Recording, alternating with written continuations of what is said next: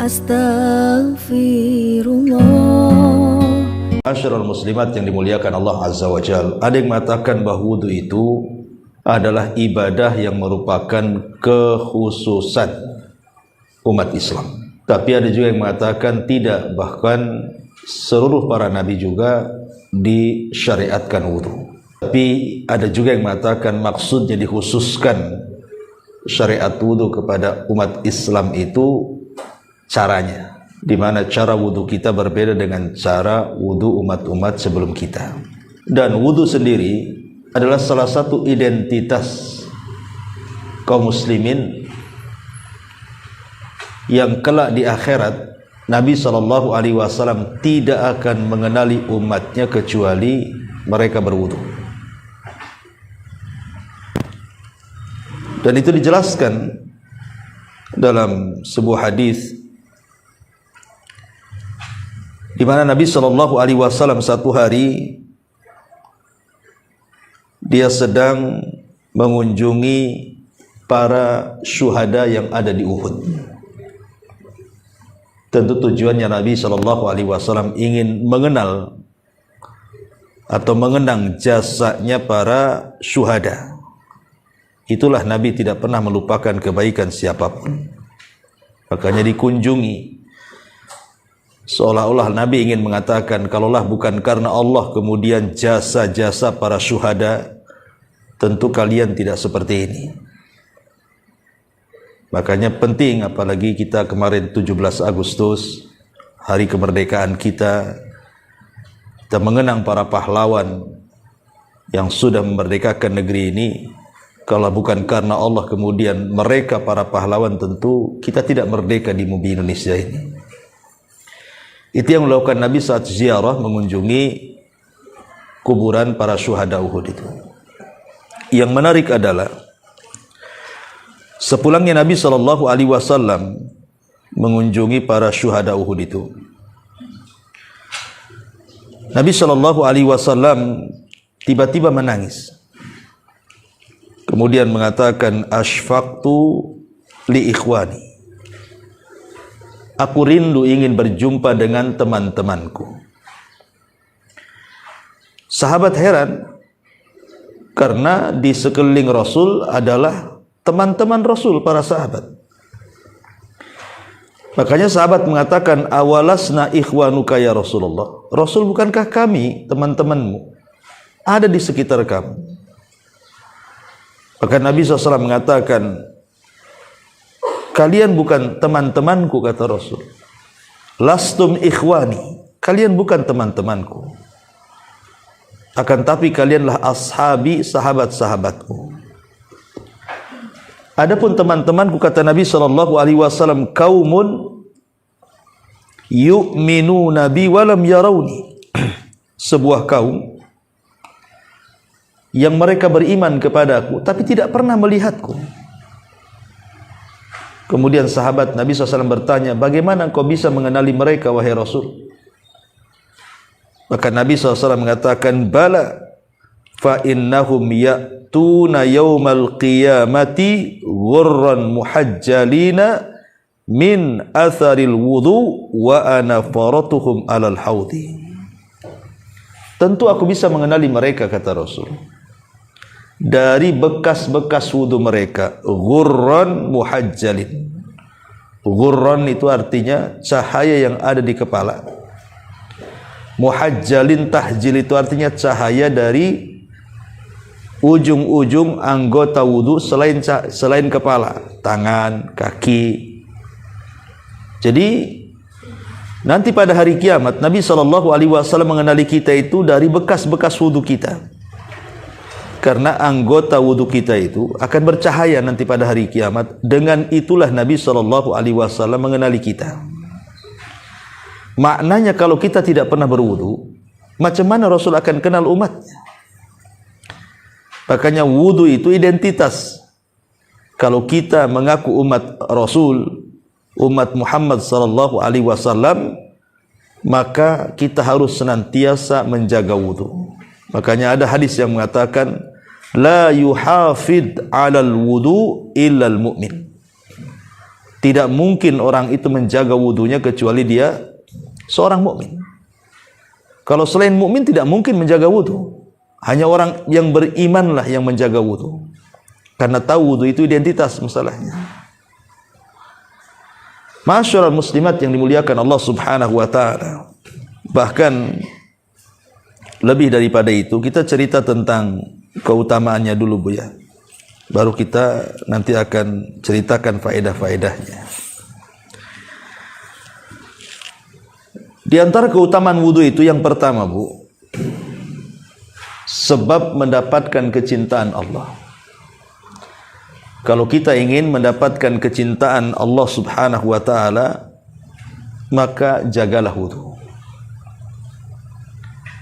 Karena perkara itu bukan bagaimana caranya kita mencintai, tapi bagaimana caranya kita dicintai.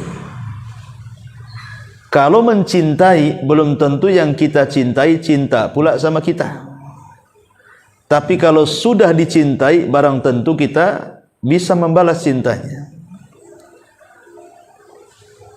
Bagaimana caranya kita meraih kecintaan Allah Subhanahu wa taala? Ya menjaga wudu tadi. Makanya Allah Subhanahu wa taala berfirman dalam surah Al-Baqarah 222, "Innallaha yuhibbut tawwabin." Allah itu senang, cinta, suka dengan orang-orang yang melakukan tobat, wa yuhibbul mutatahhirin, dan juga cinta dan suka dengan orang-orang yang menjaga kebersihan, termasuk wudu di dalamnya. Ini yang pertama. Yang kedua, sebab mendapatkan surga Allah Subhanahu wa taala. Sebab mendapatkan surga Allah Subhanahu wa taala. Disebutkan dalam hadis Uqbah ibn Amir radhiyallahu an. Uqbah ibn Amir radhiyallahu an. Nabi sallallahu alaihi wasallam mengatakan, "Ma min muslim yatawadda fayuhsinu wudu'ahu thumma yakumu fayusalli rak'ataini muqbilan alaihima biqalbihi wa wajhihi illa wajabat lahul jannah." Barang siapa atau tidaklah seorang muslim berwudu, dan dia memperbaiki wudunya, enggak salah-salah wudunya itu, betul-betul dia memperbaiki wudunya. Kemudian dia salat dan dia hadapkan hati dan wajahnya kepada Allah Azza wa Jal, kata Rasul, illa wajabat lahul jannah, kecuali wajib Allah masukkan ia ke dalam surga. Menunjukkan bahwa wudu itu adalah penyebab kita masuk ke dalam surga. Kemudian yang ketiga, raf'u darajat, penyebab kita diangkat derajatnya di sisi Allah Subhanahu wa taala. Makanya hadis Abi Hurairah radhiyallahu an, Nabi sallallahu alaihi wasallam mengatakan, "Ala adullukum ala ma yamhullahu bihil khataya wa yarfa'u bihi darajat." Qalu bala ya Rasulullah. Qala isbaghil wudu 'alal makarih wa kathratil khuta ilal masajid wa intidharus salati ba'da salah. Kata Nabi sallallahu alaihi wasallam, "Maukah ku tunjukkan kepada kalian apa-apa yang bisa menghapuskan kesalahan kalian dan mengangkat derajat kalian di sisi Allah?" Sahabat mengatakan, "Tentu ya Rasul, apa itu yang bisa menghapuskan dosa dan mengangkat derajat itu?" Maka Rasul mengatakan, "Sempurnakan wudumu ketika kau benci melakukannya." Boleh jadi mungkin cuacanya lagi dingin, kita malas wudu, kata Rasul, sempurnakan wudumu walaupun kau benci untuk melakukannya. Kemudian biasakan melangkahkan ke masjid dan menunggu solat setelah solat. Dari sini menunjukkan bahwa di antara sebab diangkatnya derajat kita adalah berwudu. Kemudian yang keempat, dan ini yang luar biasa, adalah di mana wudu ini penyebab kita akan memasuki telaga Nabi sallallahu alaihi wasallam. Ingat, setiap nabi itu dianugerahi telaga. Setiap nabi itu dianugerahi telaga. Dan telaga ini kelak di akhirat itu menentukan seseorang haus dan tidaknya ketika berdiri di tengah-tengah padang mahsyar yang matahari diletakkan 1 mil di atas kepala dengan keringat bercucuran. Karena siapa yang minum dari telaga itu lam yadma abada, tidak mungkin haus selamanya. Lah orang-orang yang berwudu itu mereka ada kesempatan minum dari telaga Nabi SAW. Makanya setelah Nabi SAW menyebutkan nanti pada hari kiamat dia akan mengenali umatnya dari cahaya wudu, maka Nabi SAW di ujung hadis mengatakan wa ana faratukum alal haudi, dan aku menunggu kalian di telagaku. Subhanallah. Maka berwudu ini penting, walaupun hanya dalam rangka memperbaharui saja. Pamannya ibu masih belum batal sih. Pamannya duhur, ibu sudah wudu, belum batal sampai asar. Apa salahnya memperbaharui wudu? Kan ada baiknya juga. Walaupun ibu tidak batal, karena termasuk sunnah Nabi SAW itu berwudu untuk setiap 1 kali sholat, walaupun belum batal. Itu sunnah hukumnya. Tajdid al-wudu namanya ya, memperbaharui wudu. Kemudian yang nomor 5, takfirul khotoya. Wudu itu bisa menghapuskan kesalahan-kesalahan kita. Yang namanya hidup tubuh ya. Saya, ibu, siapapun bu, kita ini banyak melakukan dosa kan. Entah dosa lisan kita, entah dosa hidung kita, entah dosa mata kita, entah dosa tangan kita, entah dosa kaki kita. Kita tidak tahu. Setiap hari itu pastilah kita ini melakukan dosa dari anggota-anggota badan kita itu. Tetapi Nabi SAW kemudian mengajarkan kepada kita, setiap kita berwudu bu, itu akan merontokkan setiap kesalahan. Jadi kalau kita membasuh tangan, maka kesalahan yang di tangan akan luntur. Apabila membasuh wajah, maka kesalahan yang ada di wajah termasuk ya mulut, hidung, kemudian mata di wajah itu juga akan gugur kesalahannya. Kemudian termasuk juga di kepala, ketika kita mengusap kepala akan gugur kesalahan yang ada di kepala. Termasuk juga saat mencuci kaki akan gugur kesalahan yang ada di kaki. Dan ini luar biasa. Ya, bisa menggugurkan banyak kesalahan setiap harinya. Karena setiap harinya juga kita juga banyak melakukan dosa kan bu. Maka dengan sering berwudu, maka kesalahan itu bisalah kita kemudian buang sedikit demi sedikit. Kita gugurkan dengan cara berwudu. Nabi SAW mengatakan dalam sebuah hadis, man tatahhara fi baitihi thumma masya ila baitin min buyutillah liyaqdiya faridatan min faraidillah kanat khutuwatahu ahadahuma tahuttu khati'atan wal ukhra tarfa'u darajatan. Barang siapa yang sudah berwudu di rumahnya, kemudian dia berangkat ke masjid untuk melaksanakan solat wajib, maka setiap langkah-langkahnya akan menghapuskan kesalahan dan yang lainnya mengangkat derajat. Dan dalam hadis yang lain, man tawadda'a nahwa wudu'i hadha thumma shalla rak'ataini la yuhadditsu fihi ma nafsahu ghafarallahu lahu ma taqaddama min dhanbi. Barang siapa yang berwudu seperti wuduku ini, kemudian solat 2 rakaat, dia tidak bicara dari wudu ke solat itu, kecuali Allah akan ampuni dosa-dosanya. Jadi luar biasa. Ya. Kemudian yang nomor 6, berwudu itu menyebabkan kita meninggal dalam posisi husnul khotimah. Kalau Allah Subhanahu wa taala takdirkan ibu tidur malam, kemudian pagi tak bangun lagi, alias mati, maka ibu itu meninggal di atas fitrah. Meninggal di atas fitrah, husnul khatimah. Dan itu dijelaskan dalam hadis Bara ibn Azib radhiyallahu an.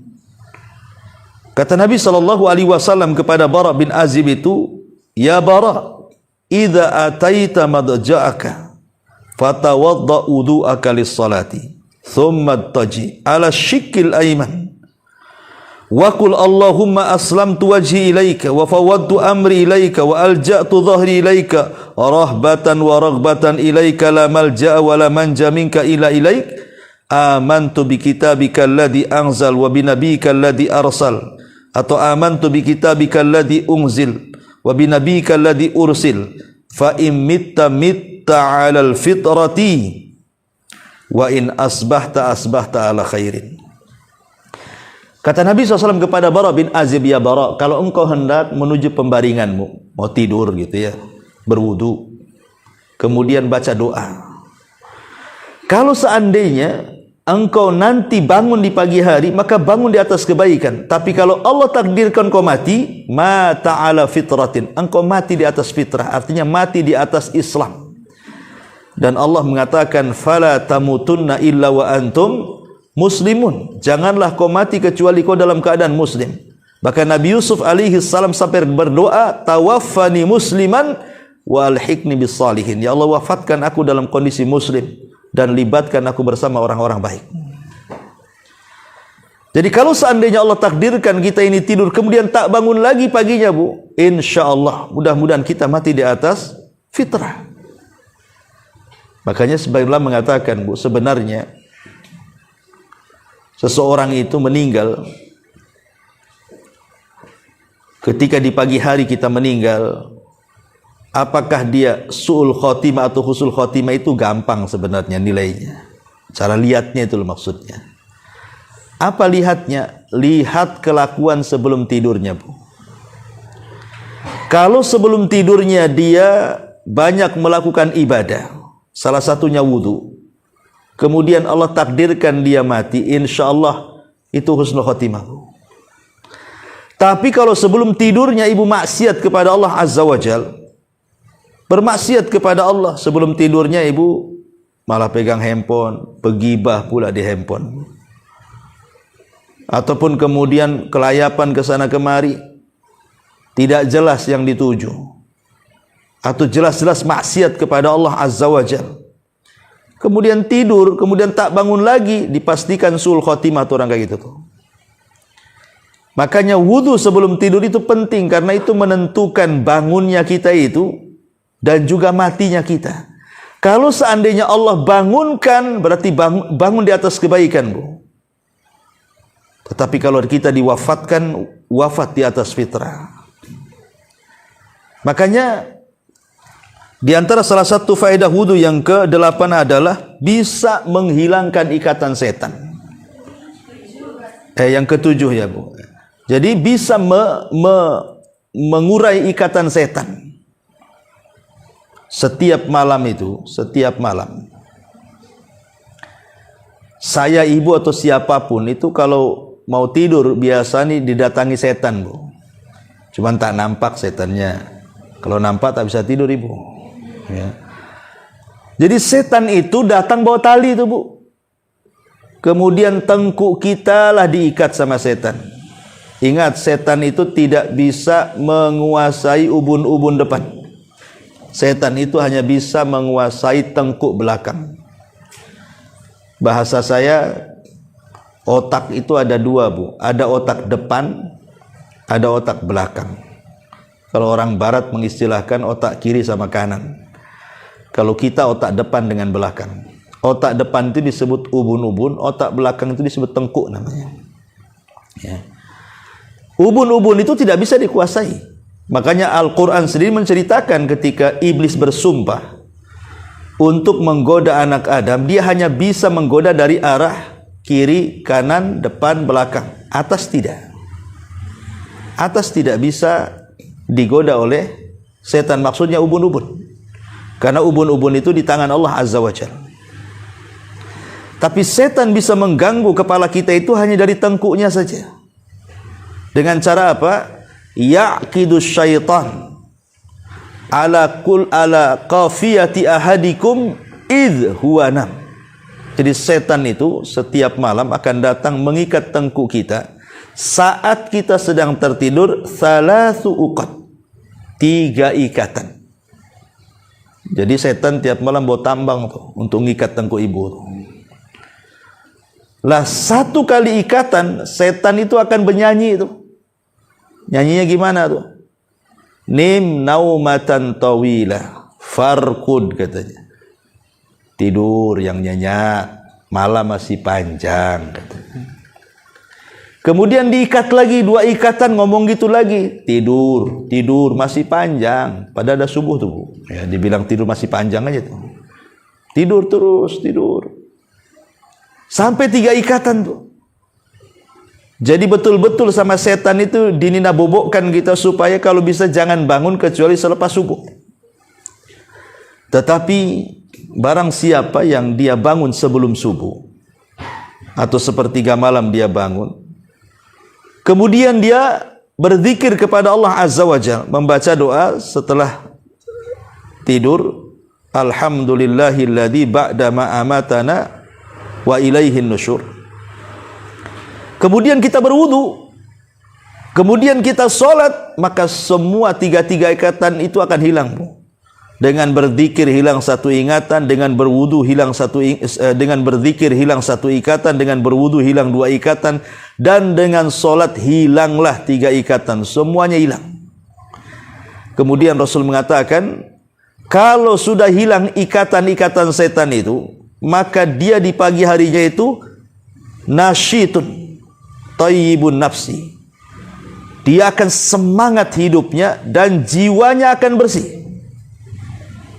Hidupnya akan semangat, jelas tujuan hidupnya untuk apa, dan dia pun menjadi semangat betul-betul karena jiwanya itu bersih. Tapi sebaliknya kata Rasul, kalau ikatan itu tidak ada yang terurai, karena bangun jam 8, jam 7 atau jam 6 gitu kan ikatannya masih diikat tuh di tengkuknya, maka dia akan dibangunkan dalam kondisi malas dan buruk perangainya. Hatinya buruk. Coba lihat manfaat wudu itu. Jadi kalau orang tidak berwudu, kemudian bangunnya pula selepas subuh gitu kan, itu alamat tuh. Malas, kemudian jelek hatinya. Dan kalau itu yang terjadi kata para ulama, maka biasanya orang seperti ini akan mendapatkan banyak masalah yang tidak tahu apa penyebab masalah itu muncul. Ada aja masalah. Masalah ini belum kelar, datang pula masalah yang lain. Masalah yang lain belum datang pula, akhirnya bertumpuk-tumpuk tuh masalah itu. Akhirnya dia malas, tidak berani menghadapi, tidak berani menyelesaikan, karena jiwanya jelek. Tapi kalau seandainya jiwanya baik, dia semangat, masalah sebesar apapun Allah akan tolong baru menguraikannya. Itulah manfaat wudu tuh di situ tuh. Ya. Ma'asyiral muslimat yang dimuliakan Allah Subhanahu wa taala. Kemudian juga nomor 8, lebih daripada itu adalah wudu penyebab dikabulkannya doa. Jadi kalau ibu sebelum berdoa kemudian berwudu, kata Rasul, ma min muslimin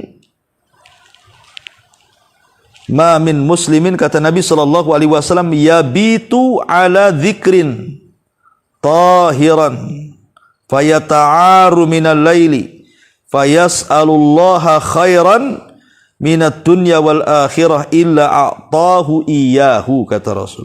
Barang siapa seorang mukmin dia tidur malam, kemudian dalam kondisi bersih, artinya dalam kondisi berwudu, kemudian tengah malam dia bangun dan meminta sesuatu kepada Allah, kecuali Allah akan berikan semua permintaannya. Hadis dikeluarkan Abu Dawud. Lihat bagaimana keutamaan wudu begitu dahsyatnya dijelaskan oleh hadis-hadis Nabi sallallahu alaihi wa ala alihi wasallam. Ma'asyiral muslimat yang dimuliakan Allah Subhanahu wa taala. Kemudian apa lagi? Bahwa yang nomor 9, ya, wudu ini dijelaskan al-wudu nisful iman. Wudu itu separuh daripada keimanan. Dan itu disebutkan dalam hadis Abi Malik Al-Asy'ari radhiyallahu an, Rasul mengatakan at-tuhuru syatrul iman, bahwa kebersihan itu separuh dari keimanan. Separuh keimanan artinya iman itulah yang bisa menjaga kehidupan kita. Kita ini tidak melakukan maksiat itu karena ada iman. Karena orang bermaksiat itu hilang imannya. Sehingga kalau seandainya kita berwudu, minimalnya menjaga keimanan separuh kita itu, dan tidak sampai hilang total gitu ya. Dan yang terakhir tentunya wudu sendiri adalah dalam rangka al-iqtida. Iqtida itu artinya mencontoh Nabi sallallahu alaihi wasallam. Nah, inilah diantara fadilah wudu. Taib. Kita masuk kepada manfaat wudu. Ma'asyiral muslimat yang dimuliakan Allah Subhanahu wa taala. Kita tahu bahwa ketika ibu berwudu, saya atau siapapun ketika berwudu kan di antara yang dibasuh itu adalah tangan, kepala, kedua telinga, kaki kan, itu anggota-anggota wudu kan itu. Manfaatnya apa sebenarnya? Manfaatnya itu loh apa membasuh-basuh tuh. Kita ambil manfaat di akhirat dulu. Ma'asyiral muslimat yang dimuliakan Allah Azza wa Jalla, ada sebagian ulama itu ingin mengungkap rahasia di balik wudu itu. Di antara manfaat di akhiratnya adalah ketika ibu ini mencuci kedua tangan atau mencuci tangan lah sebelah kanan gitu ya, ketika berwudu ibu mencuci sebelah tangan yang kanan dulu baru kiri kan, seolah-olah dia ingin mengatakan kepada Allah Azza wa Jalla, ya Rabb, semoga nanti kelak pada hari kiamat ketika catatan-catatan amal itu diterbangkan, aku bisa mengambil dengan tangan kananku ini, sehingga dengan itulah aku mendapatkan hisab yang mudah. Lah ketika kita membasuh tangan kiri pun juga sama, semoga kita terhindar dari mengambil catatan itu dengan tangan kiri. Semoga dengan itu kita tidak mendapatkan hisab yang sulit. Ini diantara faedah membasuh tangan. Kemudian ketika kita membasuh kepala, seolah-olah kita mengatakan kepada Allah, ya Allah, haramkan kepalaku dari api neraka, dan jagalah isi kepalaku. Jadi ketika membasuh kepala, seolah kita meminta kepada Allah agar kepala kita ini dihindarkan dari api neraka dan dijaga isi kepala kita ini, supaya tidak terkena banyak syubhat yang akhirnya menyesatkan kita. Begitu juga ketika kita mencuci telinga, kita meminta kepada Allah agar telinga kita itu tidak membiasakan mendengarkan kecuali yang baik-baik. Begitu juga ketika kita berkumur-kumur, kita meminta kepada Allah mudah-mudahan lisan ini tidak mengucapkan kecuali kalimat yang baik.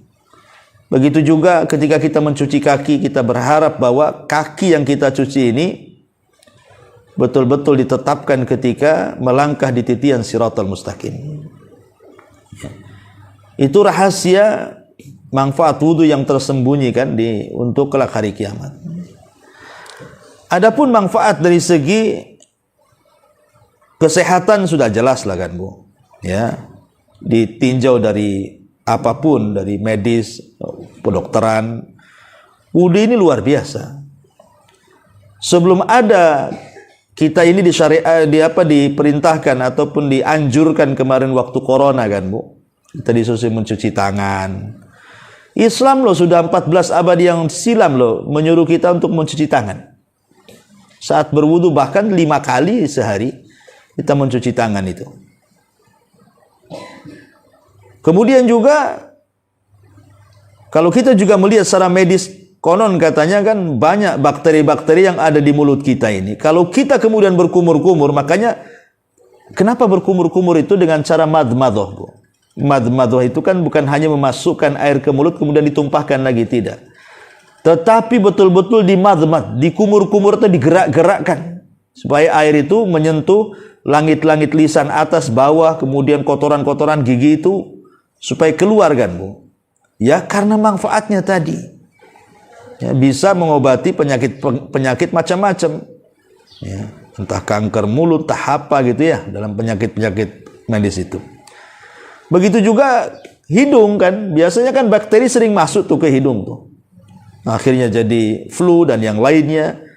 Maka ketika mencuci hidung, lubang hidung pun dengan cara menyedot sedikit ke atas gitu kan, itu juga bisa membersihkan dari segala bakteri. Bahkan saya pernah terbaca itu ada seorang mu'alaf itu dia masuk Islam gara-gara meneliti wudu. Masuk Islamnya itu gara-gara meneliti wudu. Baru sampai ke mencuci hidung, dia sudah yakin bahwa wudu ini adalah syariat. Akhirnya dia bersyahadat.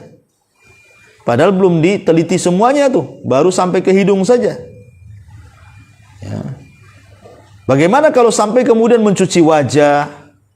Ya, bahkan katanya terbaca dalam kitab fikih itu juga, di antara manfaat kesehatan wajah ketika dibasuh satu hari dalam 5 kali dalam satu hari itu bisa mengurangi kerutan-kerutan loh, bisa mengurangi penuaan gitu bahasanya. Kalau ibu rajin wudu gitu, kencang lah Bu, nggak perlu silikon sana silikon sini. Ya. Banyak wudu saja. Ya.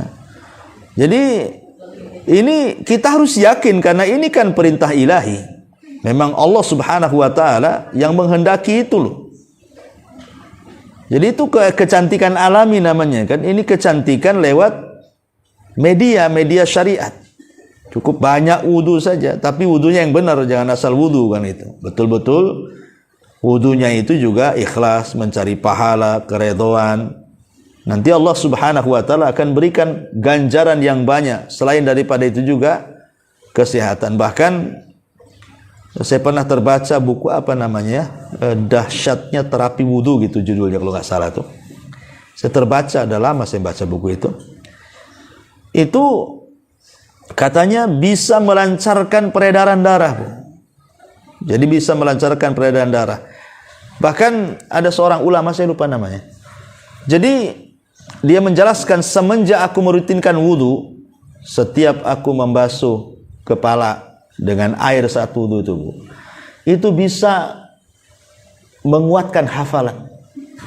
Jadi ada ulama yang mengatakan, setelah aku mendawamkan berwudu, setiap aku batal aku wudu lagi katanya. Alhamdulillah katanya, hafalanku tidak pernah hilang. Hafalanku tidak pernah hilang. Tapi bukan beda. Kalau ibu itu berwudu justru hilang hafalannya karena memang nggak punya hafalan kan, Bu. Jadi apa yang mau tahan di kepala, hafalan pun tak punya kan itu. Jadi itu sampai ulama seperti itu. Semenjak aku mendapatkan wudu, mantap hafalannya katanya. Jadi saya terbaca dalam kitab dahsyatnya terapi wudu itu bisa melancarkan peredaran darah. Artinya kan kalau sudah melancarkan peredaran darah kan kemana-mana, Bu. Jadi kerjanya ke jantung menjadi optimal kan gitu ya. Ya namanya darah ini kan penentu kesehatan badan juga. Bahkan banyak sekali lah kalau kalau kita terangkan masalah-masalah dari segi kesehatan badannya. Nah, baik kita masuk pada ruhaninya. Inilah yang disebut tazkiyatun nafsnya. Ya. Wudu dilihat dari tazkiyatun nafsinya. Ma'asyiral muslimat yang dimuliakan Allah Azza wa Jalla.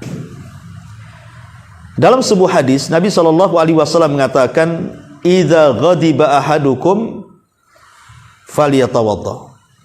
Apabila salah seorang di antara kalian sedang emosi, sedang marah, ya, kata Nabi SAW berwudu. Rupanya wudu itu bisa mengurangi emosi, Bu. Bisa mengurangi perasaan marah. Kenapa demikian? Alasannya karena marah itu dari setan. Dan setan itu tercipta dari api. dan api itu hanya bisa dipadamkan dengan air. Makanya ketika seseorang berwudu, hakikatnya sedang memadamkan bara api syaitan. Sehingga hati yang tadinya bergejolak, marah, emosi, itu pelan-pelan menjadi redam. Itu kan tazkiyatun nafasnya di situ. Ya, bisa membersihkan, menjernihkan hati yang tadinya kalut, emosi, marah, wudu. Makanya kalau ibu lagi marah sama suami, wudu. Masih marah lagi, wudu lagi, sampai habis tuh satu bak mandi. Kata Nabi SAW, apabila sedang berdiri marahnya, duduk, kan itu ya. Apabila sedang duduk masih marah, baring. Apabila baring juga masih marah, wudu. Nah, ini wudu, penentu nih, terakhir wudu. Kemudian sholat.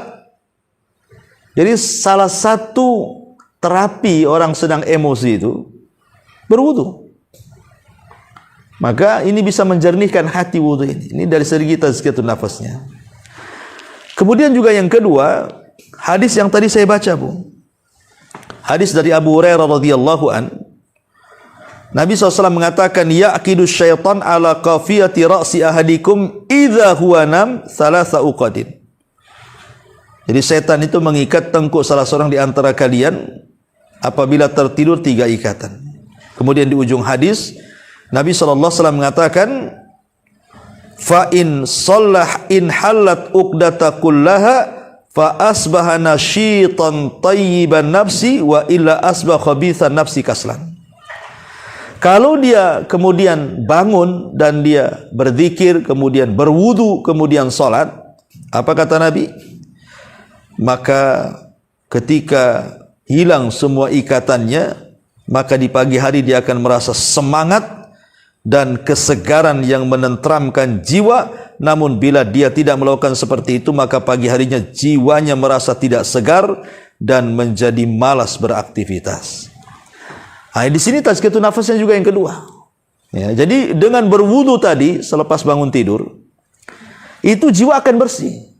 Ketika jiwa akan bersih, ini tenang hatinya sehingga semangat hidupnya. Jadi adalah tujuan hidup dia satu hari itu untuk apa dia tahu. Dan itu bisa kita rasakan, Bu. Bahkan saya pernah merasakan juga.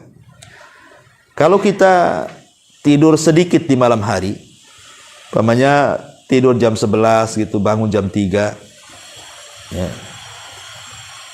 Kemudian mungkin di antara ibu ada yang tahajud atau baca Quran atau dzikir itu, bukan?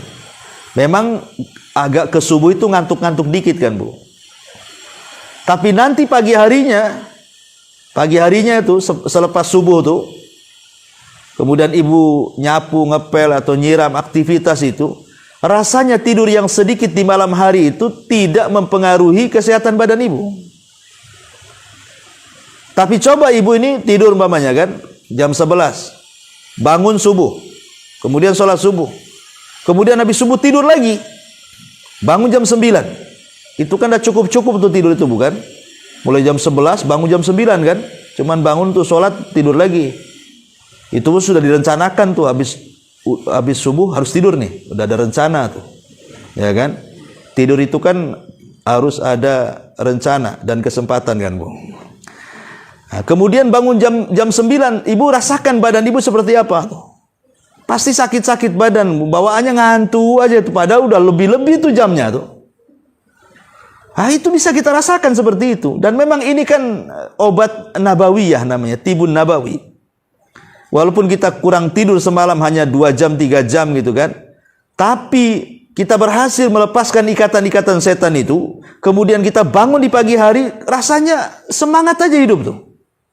Ya paling nanti ngantuk-ngantuknya kalau udah dekat-dekat duhur gitu kan. Nah, itulah di situ ada kailulah, sunnah tidur siang.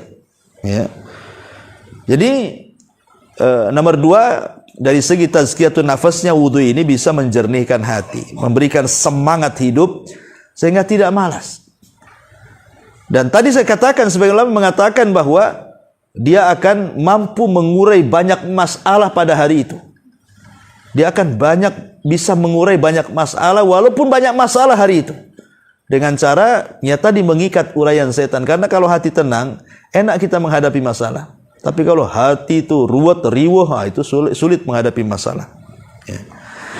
Ma'asyiral muslimat yang dimuliakan Allah Azza wa Jalla. Bahkan ada hadis Nabi SAW mengatakan ketika kita memakan daging unta. Ketika kita makan daging unta kan Bu, Nabi memerintahkan untuk berwudu. Tapi kalau kita makan daging kambing, Rasul tidak merintahkan kita berwudu. Dari sini kata para ulama, salah satu nawaqidul wudu, pembatal wudu itu adalah ketika kita makan daging unta. Dan tidak batal wudunya kalau kita makan daging kambing. Apa alasannya? Karena unta itu tabiatnya tercipta dari setan. Unta itu tabiatnya tercipta dari setan. Sehingga bawaannya panas, ya kan? Bawaannya, ya tahulah setan bawa ibu kemana kan itu. Nah, dengan kemudian berwudu setelah makan daging unta, di situ manfaatnya apa? Ya tadi supaya meredamkan hati yang sudah makan daging yang tercipta dari tabiat setan tadi. Ma'asyiral muslimat yang dimuliakan Allah Subhanahu wa taala. Bahkan yang lebih daripada itu, tazkiyatun nafasnya adalah kalau ibu selepas wudu kemudian berdoa, kan selepas wudu itu kan ada doa Bu. Apa doanya? Kata Nabi SAW, man tawadda'a fa ahsanal wudu thumma qala. Barang siapa yang berwudu kemudian dia perbaiki wudunya tuh. Kemudian dia berdoa selepas wudu, asyhadu an la ilaha illallah wahdahu la syarikalah wa asyhadu anna Muhammadan abduhu wa rasuluh. Allahumma ij'alni minat tawabina waj'alni minal mutatahhirin. Futihat lahu samaniyatu abwabil jannah yadkhulu min ayyiha sya'a. Kata Rasul. Kemudian dia berdoa, aku bersaksi tidak ada sesembahan yang berhak disembah kecuali Dia, dan aku bersaksi Muhammad adalah hamba dan Rasulnya. Ya Allah, jadikan aku termasuk hamba-hambamu yang bertobat, dan jadikan aku termasuk hamba-hambamu yang senantiasa bersuci. Maka kalau kita membaca doa ini, Allah akan buka padanya 8 pintu sorga, dan ia boleh masuk dari 8 pintu sorga yang ia kehendaki. Pendek tapi luar biasa. Ya Allah. Jadi doa habis wudu pendek. Asyhadu an la ilaha illallah wa asyhadu anna Muhammadan abduhu wa rasuluh. Allahumma ij'alni minal tawabina waj'alni minal mutatahhirin. Tapi lihat faedahnya. Ya. Di dalam kandungan doa selepas wudu itu inti daripada tauhid, Bu. Itu inti daripada tauhid. Kalau wudu, saya katakan tadi, lebih ke porsinya membersihkan badan. Ya, lebih porsinya itu membersihkan badan ya Bu ya. Umpamanya penyakit mulut, penyakit yang ada di muka, yang ada di kepala, yang ada di tangan, yang ada di kaki, kemudian bisa melancarkan darah, macam-macam lah penyakit bisa diobati dengan wudu itu. Artinya lebih ke badan. Tapi kalau doa selepas wudu itu lebih ke hati, tazkiyatun nafas. Karena dalam hati manusia itu kan macam-macam, Bu. Ada syiriknya, ada bid'ahnya, ada hasadnya, ada dendamnya, ada dengkinya, ada irinya, macam-macam lah penyakit hati itu, Bu. Makanya wudu ini bisa menghilangkan penyakit badan, doa selepas wudu itu bisa menghilangkan penyakit hati. Ketika kemudian penyakit badan hilang, penyakit hati hilang, makanya ibu betul-betul menjadi orang baik tuh. Mudah untuk bertobat, waj'alni minat tawabin. Mudah untuk bertobat. Karena penghalang-penghalangnya sudah tidak ada. Orang itu kalau susah bertobat itu kan karena ada penyakit hatinya. Ataupun ada penyakit badannya. Ketika dua-duanya sudah hilang tuh. Penyakit badan sudah hilang dengan wudu, penyakit hati hilang dengan doa selepas wudu. Berarti mudah dia untuk bertobat. Makanya para ulama ketika memberikan syarahan kepada doa selepas wudu, mereka mengatakan walamma kanatit taubatu taharatul batini an adrani dzunubi wal wudu'u taharatul zahir anil ahdatsil mani'ati minat taqarrubi ilaihi ta'ala nasabal jam'u bainahuma Fa idza fa'ala dzalik futihat abwabul jannah ats-tsamaniyah. Ketika tobat itu membutuhkan kebersihan hati. Ketika tobat itu membutuhkan kebersihan hati, dan itu bisa dilakukan dengan cara apa? Doa selepas wudu. Itulah untuk membersihkan hati supaya kita mudah bertobat. Dan ketika kemudian wudu sendiri adalah bisa membersihkan kotoran-kotoran badan, apabila dijumpakan bersihnya badan dan hati, maka orang itu mudah untuk melakukan tobat dan mendekatkan diri kepada Allah Azza wa Jalla. Disitulah letak tazkiyatun nafasnya. Ya, walaupun wudu sendiri tadi saya sudah katakan ada dari sisi tazkiyatun nafasnya ada, tapi porsinya lebih banyak kepada membersihkan badan. Tapi kalau ingin lebih membersihkan hati, artinya ingin sempurna badan bersih, hati bersih, jangan tinggalkan doa selepas wudu. Jangan. Sayang gitu kan, karena banyak di antara kita itu yang melalaikan doa selepas wudu.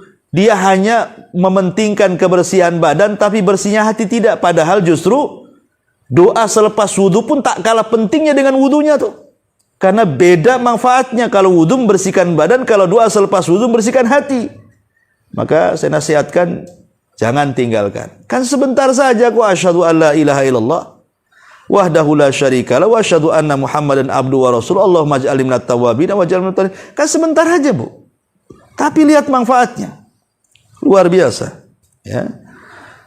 Ma'asyiral muslimat yang dimuliakan Allah Subhanahu wa taala, inilah di antara manfaat wudu ditinjau dari segi tazkiyatun nafas.